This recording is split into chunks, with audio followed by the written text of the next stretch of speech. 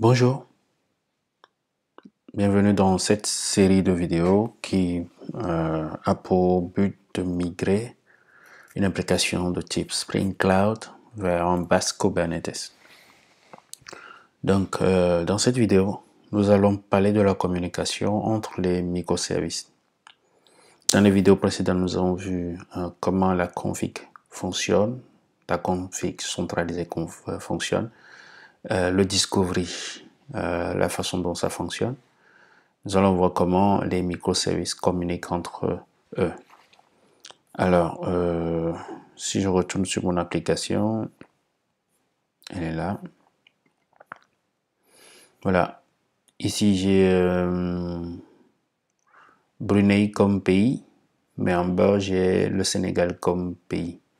Alors ça, déjà, c'est dû à la config.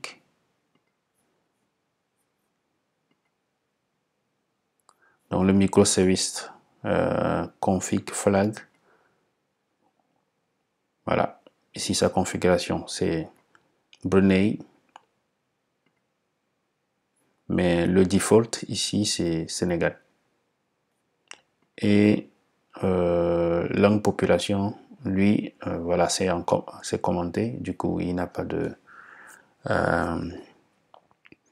voilà, il prend la config par défaut. C'est ça qui fait que ici, on a Brunei et là, on a Sénégal. Donc, le second, il prend la config par défaut Sénégal. Mais c'est ce microservice qui a les informations sur les drapeaux. Donc, on va voir comment ça se passe. Pour la communication entre les microservices, à travers le Discovery, on a deux clients. On a Spring Cloud, on a REST Template, c'est un client. C'est un client qui permet, allez, il est là, d'envoyer des requêtes REST. Et il suffit de, allez, load balanced. Voilà. Il suffit de la noter load balanced pour qu'il puisse demander les infos à un registre. Voilà. Ouais, il suffit de définir le bin. De définir le bin avec une notation load balance pour que quand on fait une requête, il aille demander au registre au lieu qu'on lui précise une adresse IP fixe du microservice à appeler. Donc, dans l'environnement, c'est-à-dire quand on est là, les microservices ne s'appellent pas par leur IP et leur port, non. Ce que les microservices font pour s'appeler, ils appellent le nom que chaque microservice a déclaré au niveau du registre. Comme ça, quand le 1 veut appeler le 2 et qu'il a le nom, il demande au registre, ok, je veux appeler le microservice celui-là, microservice 2, et le registre lui envoie l'IP et le port d'une instance de ce microservice. Donc le client que moi j'ai utilisé, il s'appelle Feigne. Je l'aime bien parce que ça me permet de voir l'interface de mes applications. Donc, alors, pour le client REST Template, il n'y a pas grand chose à faire, hein, c'est déjà là par défaut. Il faut juste déclarer le bin. Mais pour le client Feigne, il faut une annotation Enable Feigne Client. Voilà. Maintenant, il faut déclarer une interface qui représente les comment on appelle, les méthodes que je veux appeler de l'autre côté. Bon, les méthodes de l'autre service que je veux appeler. Donc ici, typiquement, ça veut dire que j'ai un microservice qui a un nom store. Allez, je montrerai, mais c'est plus, voilà, c'est plus compréhensif. Allez, donc celui-là, il appelle le second pour prendre les infos de de carte. Voilà mon Fine client. Ok, la notation est là. Fine, enable Fine client. J'enlève celui-là. Et voilà. Alors là, je lui dis, ok, bah, j'ai un client qui s'appelle Continent Flag. Voilà le endpoint de la méthode que je veux appeler. Je vais te donner le country et toi, tu vas appeler cette méthode. Voilà ce qu'il faut s'attendre à recevoir comme résultat.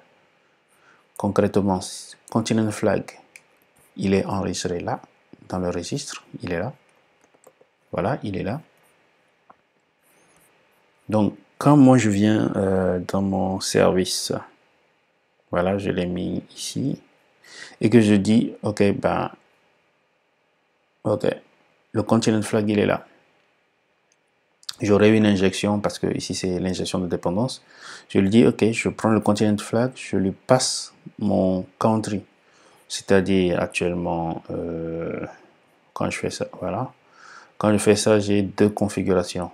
Il y a la config par défaut, application default, mais c'est celle-là qui prime. Voilà. Et dans celle-là, mon pays c'est Brunei. Donc, il va passer Brunei ici. Et le client Fine va envoyer la requête à ce second microservice qui, voilà, son interface est là. Bon, allez, c'est ça le base path. Son interface est là. Et ce que j'ai fait, j'ai juste copié et collé. Je peux vous montrer. Coller ça. Bon, comme c'est une interface, on n'a pas de... Ouais, si vous comparez, ben c'est la même chose. C'est la même définition. Donc, je mets juste la signature de l'endpoint que je veux appeler de l'autre côté du microservice. Et le Fine client, lui, il envoie la requête automatiquement à l'autre microservice. Vous voyez un peu, du coup ici, j'ai pas besoin de mettre l'IP. Et si j'ai plusieurs instances de mon application, ben, ce sera load balancé. Donc je vais peut-être démarrer une instance encore de l'autre application. Ouais. Bon, je laisse ça comme ça. Donc c'est un peu ça, c'est comme ça que ça marche au fait. Donc ici, c'est Brunei, mais mon langue population, par défaut, allez, on voit, il s'appelle ici langue population. Voyons voir qu'est-ce qu'il a comme pays quand il récupère de la conf. Quand il récupère de la conf, ah, voilà, il a Sénégal. Donc lui, voilà, pour lui c'est Sénégal le pays par défaut. Il met la langue, il a cette donnée. Il met la population, il a cette donnée. Mais pour les petits drapeaux là, bah, il envoie Sénégal au microservice qui gère les flags ici, les drapeaux, et il récupère son drapeau. Alors voyons un peu dans les logs, qu'est-ce que ça donne. Voilà, Continent Flag est là.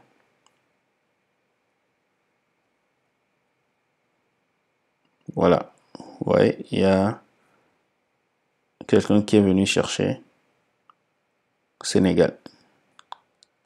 Et celui qui est venu chercher Sénégal, c'est celui-là.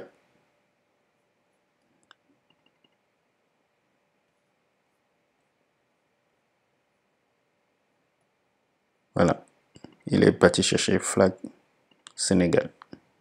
Et voilà, il a la réponse.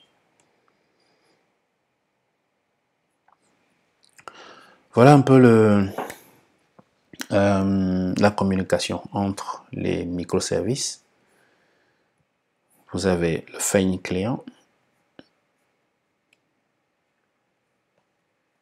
Dézoome un peu. Vous avez le Fine client et vous avez le REST template. Par contre, si vous utilisez le REST template, il faudra que vous mettiez Allez, Spring Boot, Spring Cloud, REST template. Voilà, load balance REST template. Je prends un exemple. Voilà, c'est ça l'exemple.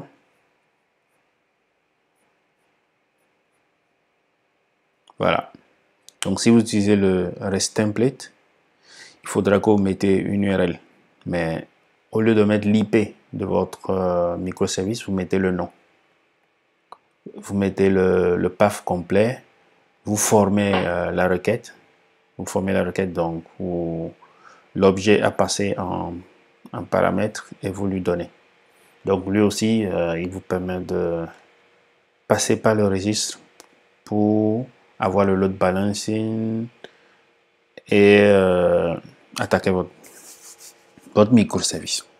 Voilà un peu comment lui se présente. Donc il y a le get, le post, toutes les méthodes.